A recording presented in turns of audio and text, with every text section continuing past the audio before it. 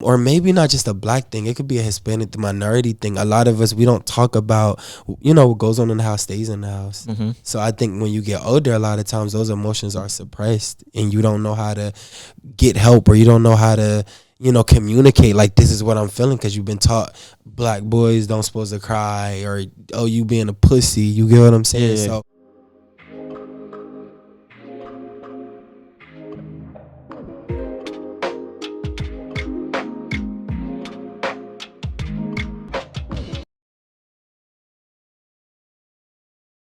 What's up, guys? It's Vont League Media Mogul in the making, and welcome to Let's Talk About It. Do me a favor before we get into it. Hit the like button, subscribe, and turn on that post notification bell. Today, I'm here with Mr. Ricardo Richard. How are you, my brother? I'm doing good. How you doing? I'm good, man. I'm good. You're looking good, too. You're looking young. Thank you. I'm trying. It's the Deer Park. I think that's it's the water. I want y'all to take a second real quick before we get into the interview. Comment how old you think this man is. Just look at him. I have Tyler and Eric are off camera, and I even myself, when I first met you a year ago, I thought we could have graduated together, maybe a year or two off. You're what? 33. 33, yeah. Which is freaking unbelievable. By the time you're 50, you'll look old enough to buy a drink. just barely. Right, so exactly. Congratulations. Thank you on that. I know 15-year-olds that have more facial hair than me and you. So right, exactly. I thank you for coming on to the show, man. Thank you because I have such a respect for you, because you not only are you a young, successful color creator in Trenton like myself, but you found that success in embracing your trauma, and which that really it takes like it. I don't think people understand the magnitude of the amount of balls that takes. So I commend you for doing that. How do you feel like the pandemic and everything going on with the Capitol and COVID, everything just going on in general, has affected the well-being and mental health of the world? I feel like it's kind of put a lot of people in more trauma. I know they said the suicide rate has gone up, the domestic violence rate has gone up. Divorce rates, yep. Divorce, people getting tired of people, I guess. And I think it's been a lot, but I feel like I'm very optimistic, and I kind of feel like you could always look at life as being half glass full or half glass empty. And I think that although it is a difficult time right now in the world, I also feel like it's some positive that could come out of this situation. Like, I know for me, and I was just telling you before, it's a lot, it's life. But before the pandemic, and even now, my grandmother was diagnosed with cancer, so I was able to spend more time with her, or just more time in general with my loved ones. I was working like crazy and doing the series and doing a whole bunch of different projects at one time, doing a play, like working like 2 jobs and then having my series and doing the play. So it was like 4 jobs. I was doing a lot. So I think with this pandemic, it just really helped me kind of self-reflect. And also it made me wonder, gave me a reason why I really fell in love with wanting to do art. Because I think for me, sometimes when you're constantly going, you're always wondering what's next, what am I doing next, what I'm doing next. So getting this break, and hopefully for all of us around the world, getting this break on life is almost like a reset button. Hopefully we'll be able to see what's important in our lives and what's monetary and what's going to come and go. So you are a writer, you're an actor, overall creator of the YouTube web series Hurt People, Bitter and Broken. Talk to me about the series and its conception. All right, so the series, it all came about. First of all, I've always wanted to act. I always wanted to be a part of the arts, but I could really commend y'all, because growing up in Trenton, I didn't really have any friends, everybody. Well, Tyler's from Bordentown, so he doesn't count. You get what I'm saying? I think it's so great that you have people that's like-minded, because I think for me growing up, it was really hard, because when you growing up in the hood and everybody like, oh, you talk like you white, you get what I'm saying? Like, what does that mean? It's like you have sense. Like, every black person is different. It's not one cookie cutter type of a black individual. Everybody's different. So for me, I didn't have anybody kind of tangible. You get what I'm saying? I probably would have gone even further if I had more of that support. However, the series came about. My best friend had passed away in 2015 from sickle cell. It was sudden, and I think for me it was so crazy because a couple of days before he died, we weren't really speaking. So that really kind of chewed away. It like, you know, kind of hurted me emotionally throughout the years. You know, I've recently found more peace with it, but it hurted for a while. But I didn't allow the pain to go in vain. I started writing, you know, through the kind of depression. I've never really kind of dealt with depression or anybody that close to dying. He was more like a brother. So I don't know. Sometimes like when you're close with people, even though we all know that I mean, life is temporary. I mean, I didn't think that he would pass so soon. So I started writing. What happened was I saw another series on YouTube, and I reached out to the person. I was like, how do you do that? You know, I was ready to start auditioning. And he was like, create your own. And I just felt like it was literally like a light bulb just went off in my brain, and I started making all these type of excuses why I started making all these type of excuses why I couldn't do it, and how nobody in the city's never done a series before. I think somebody shot a movie here a couple years ago, but nobody's never done it. I went to school for social science to be an educator. I'm just like, yeah, like, why me? And the guy was like, just do it. I think by the end of 2015, top of the 2016, I started writing. And then I feel like one thing led to another. And I just kind of had to trust God. And he made things like happen for me. Like the videographer, he did weddings and everything. And I was like, yo, I'm trying to do the series. He was like, I never did it before. I was like, me either. So let's just figure it out. And then some of the people I worked with at my job, the guy at my job was a singer who did Apollo, had 3 albums out. It was like everything was just right there. Isn't that funny how like it just seems always to be, puzzle pieces are right there, and it just takes putting the puzzle together. Yeah. So regardless of how long it takes, it just seems that's always the case. So I think although it was unfortunate that my best friend died, in a way, it took for him to pass away for me to kind of live a little bit. Because I've always had this fear of the unknown and, what's next and what I got to do after that. So, so season 1 came out. And now you just finished season 2. It just finished airing, actually. So talk about that. I love it. It's just amazing. A lot of people wasn't really happy with the season finale. I mean, they were happy. Spoil it. I'm not gonna spoil it. Don't spoil it, dog. I can't spoil it. I would say a lot of people loved the season finale. A lot of people, it was just a lot, I think, to take in. But I was trying to give a mirror to what's going on in the inner city. You get what I'm saying? I don't want to say too much because it'll give it away. But a lot of people, they loved the episode. A lot of people loved the season, and people were reaching out to me. I had one lady was like, "Oh, I found out about this show from my 13-year-old, my son, and she was saying how informative the show was and how she had 3 little boys too. She was just like, I want you just to keep going. I grew up in Trenton my whole life. So I think a lot of comments from people that I probably would never meet, I think is very helpful and very inspiring. So it gets hard, but season 2 is amazing. And the story is just about 3 brown brothers, and their mother leaves them, and they have to figure it out by themselves. So they're homeless and they're figuring it out, and they have some obstacles that they face. But one of the things that I really, I don't want to say enjoyed, but I definitely took away from the series was explain the reason the mom left. So the reason why the mom left or whatever is because, if people see it or whatever, she left because she was addicted to love. Addicted to love. Yes. I love that because, and I guess this kind of leads to my next question. Obviously, if you're watching, let's just say a Tyler Perry film, I Could Do Better by Myself. Taraji ain't with them 3 kids because she was with her husband, or she was with the guy, but she was doing alcohol and in the club and stuff. That's not where you went. You didn't go with the stereotypical addicted, strung out on drugs, like single mom. You wanted her to be addicted to love. And I want to know how important or how responsible, I guess, do you feel to break the narrative of just stereotypes in the black entertainment industry? I think it was very important because, again, if you look at the series, and I'm gonna get back to your question again, it was important for me with the kid. Like, even though you see the kids talk about joining gangs and about surviving, not one time in the series do you see any drugs selling, even though, like, they're in the hood, they have to do things or whatever. I just didn't want to glorify certain things. I really wanted the people to see the heart of who the people are. So even when different demographics watch the show, they'll see, okay, just because they done certain things, that doesn't make them bad people. Right. And I think sometimes when you sometimes you can prejudge people based on their circumstances and what they had to go through life to get to where they needed to be. So it was just important for me to show the humanistic side of every character in the show.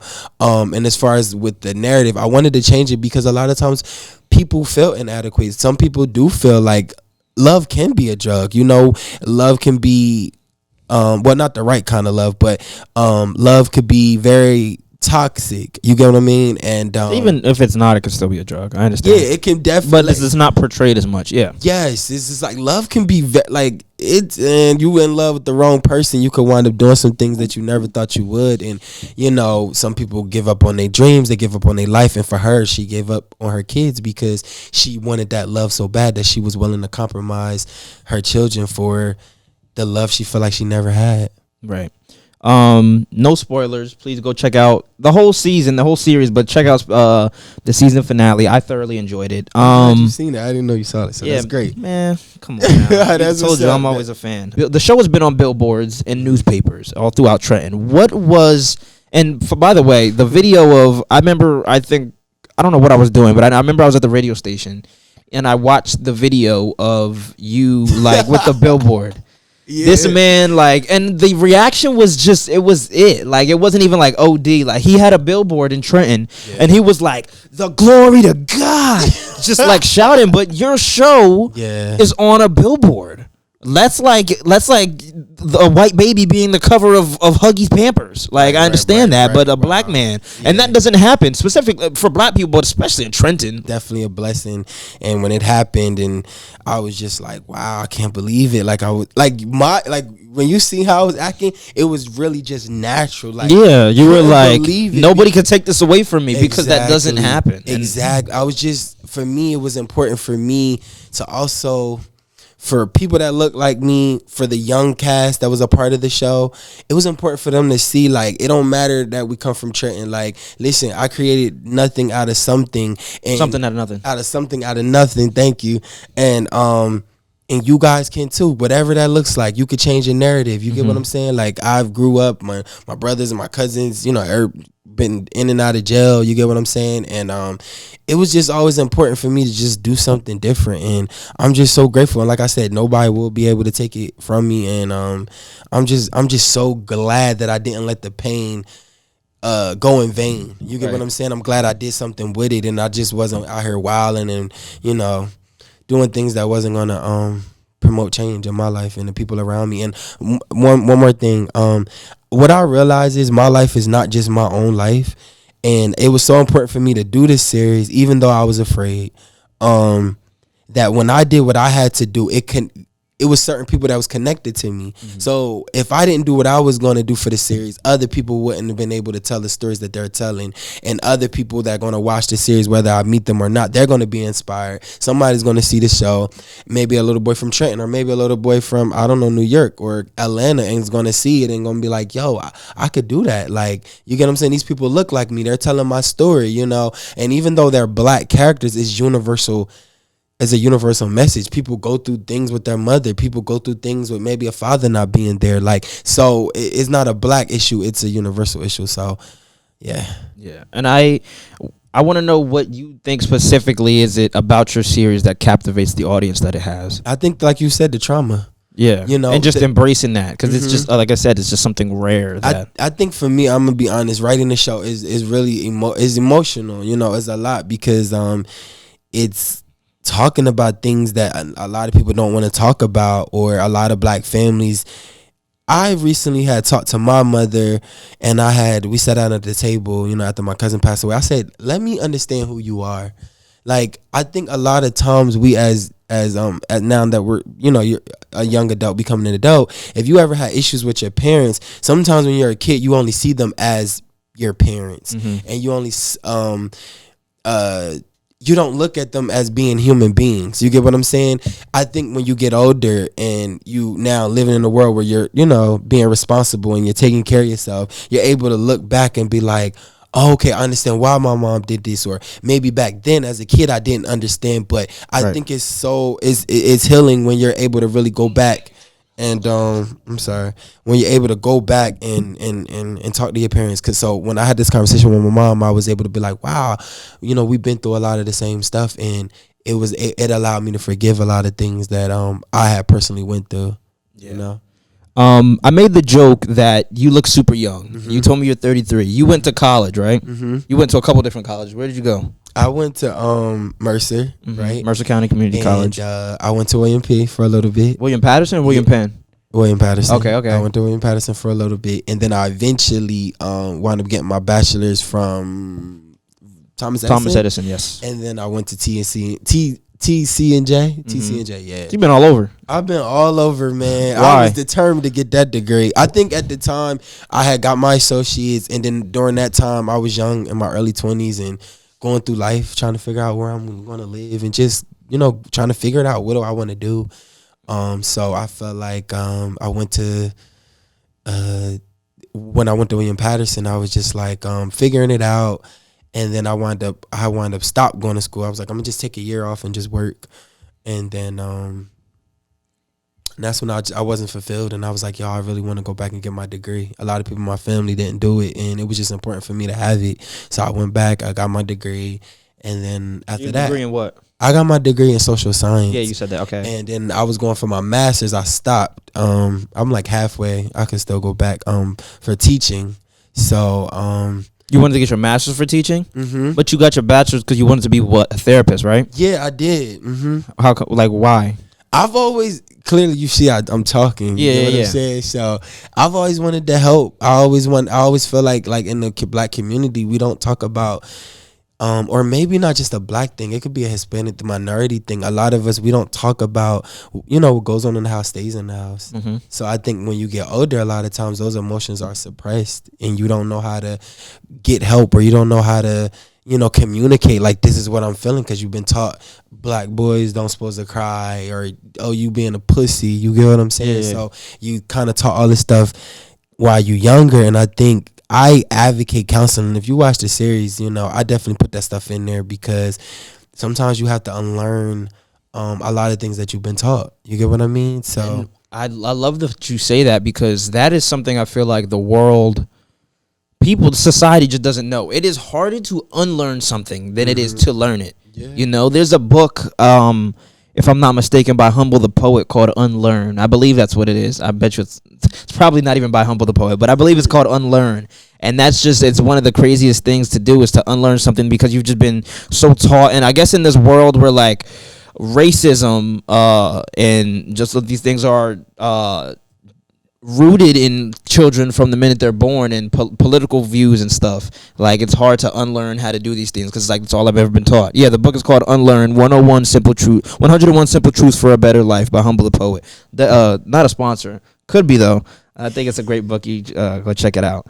Where's the dream to be a therapist at today? You're a teacher right now, but where's the therapist dream at? I mean, it's probably still doormat in my heart. We'll see what the future holds. But I think what I love about the acting is that I could be a therapist. I could be a teacher. And one thing even about being a teacher, you have to be animated. I work with preschoolers. You get what I'm saying? So you have to be animated, and you have to be a storyteller. So I'm able to kind of do all of that. I'm able to be like a visual therapist. You get what I mean? Like, people are able to watch my stuff, and I realize that some people might not necessarily ever go see a therapist, but they'll be able to watch this series and hopefully get some healing from it. So I love it. Therapy might be in the near future, but filmmaking, that is where kind of teaching and filmmaking is where you are right now. How did you know that filmmaking was for you? Because I know a lot of people, including myself, everyone has feelings, obviously, but putting them on paper to portray and then relive them is something, it's a whole new ballpark. So how did you know filmmaking was specifically what you wanted to do? If I could be honest with you, I didn't know initially. I just wanted to act. And like I said, when I wanted to do it ever since I was a little kid, nobody from where I was from, I didn't know anybody, and I didn't know how to go about it, and we didn't have a lot of money. So again, after my best friend passed away, it was just like, yo, I'm going to do this. I started writing. And I think sometimes one gift leads to another. Always, yes. When I went to Mercer County, I wound up doing a drama class that wasn't a part of my elective.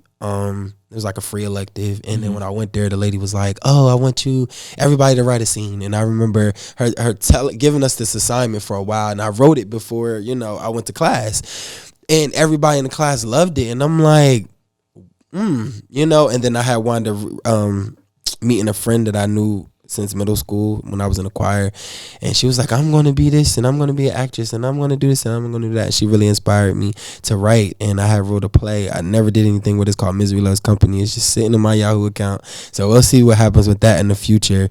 And that's when I knew I had the gift of writing. I never knew I had the gift of storytelling, and I think this was a situation that was really personal to me, and it was literally burning inside of me. I couldn't let it go if I tried. Like I had to do it. It was almost like when I couldn't dream, the dream was dreaming for me.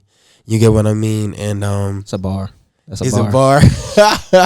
Like it just kept me, just going, and I was just like, yo, I gotta do this. I don't care what it look like. I don't care what nobody gonna say about it. I have to do this, not only for my friend, but I had to do it for anybody out there that just had a dream, or anybody that's out there that just, I always felt like, what's the word? Like a misfit. You get what I'm saying? In the best way, like different, set aside, kind of like, what's the word people use? Not a reject, but I don't know. I was a misfit and a reject. Yeah, what's the other word for the misfits and the rejects? Like you get outcast. You get what I'm saying? So I felt like with this, it was just it was something great, and what I'm so grateful to God for is that it took literally for me to be able to do it. And again, I want to see people come together and be like, listen, let's do something, let's work together, let's figure it out. And in no way I feel like I should be the only one telling stories. There's so many stories to be told, and I just want to see more people rise and create. You get what I'm saying? I know Tyler Perry has definitely inspired me. His work ethic, unmatched. Definitely. You get what I'm saying? So he's inspired me in so many ways. I can't wait to one day meet him, and hopefully I can inspire somebody, and it just continues, I know 2020 has kind of just let us know that the future is very unforeseeable. But despite that, what's next for Ricardo Richard? What's next is season 3. Okay. It's going to be a mini series. COVID destroyed our season. It really did. I wrote a lot, and it kind of cut a lot of stuff out because, granted, people have been working on the series from 2016, even though it didn't come out to 2018. Yeah, we practiced 2016, filmed 2017. So, when you got people, now it's 2021, you got people working on all of those years. People want to move in and do other things. So it kind of destroyed a lot of my season 3. One thing about being a writer, though, you can always create new things and new opportunities. But season 3 is still gonna happen. It's just gonna be maybe 3 to 4 episodes, but the episodes will be longer. Again, I don't want to say too much, but I can say I did a scene with the guy Jock. I don't know if you know Howard. Jock. Yeah. Yes. And it was something I told him from season 1. Like, I want you to be a part of my show. He like, okay, yeah, let me know, Richard. So I'm like, all right, cool. And then that was like 2018, He called you Richard? Yeah. Does he know your name is Ricardo? Richard. Yeah, he'll say Richard or Ricardo. He'll say whatever. Sounds just like Jock.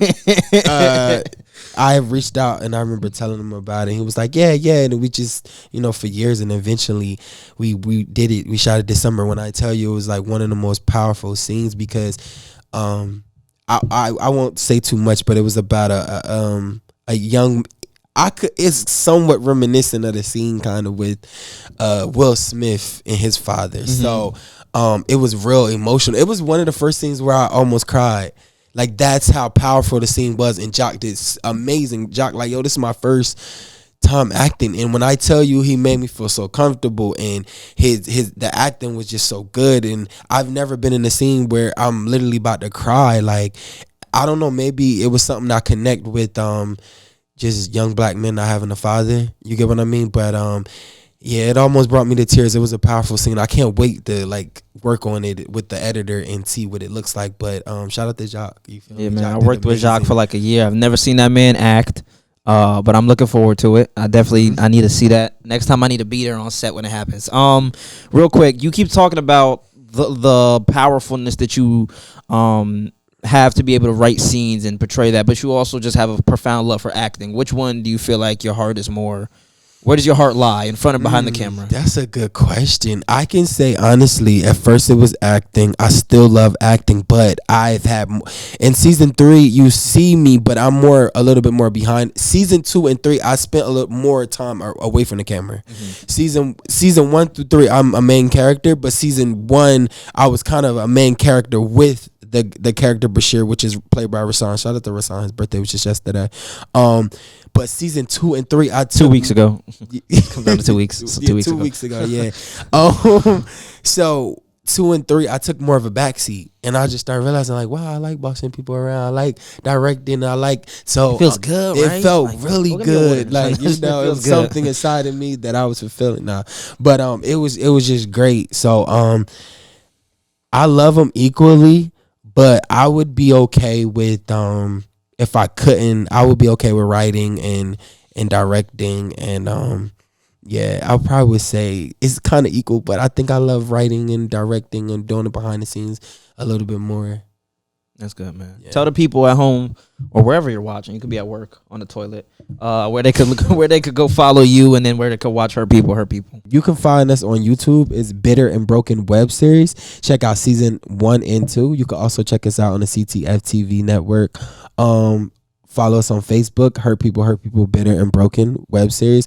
Follow us on Instagram, also Hurt People series, and check us out. All right, season 3 coming soon. Yeah. Hey, look, I appreciate you for dropping by. You always have my support. Y'all go check out Hurt People, Bitter and Broken right now on YouTube. Follow Ricardo. Follow Richard. Next time you see Jacques, call him Jack and tell him I told you to do that, man. My thanks to you for dropping by. You know you have my love and support. I appreciate you for dropping by, man. Thank you. Wish you nothing but success. Thank y'all so much for watching. The link to my merch is in the down bar below. All of Ricardo's links are in the down bar below. And I will see you all next time for another new video. Okay? That's it. Bye.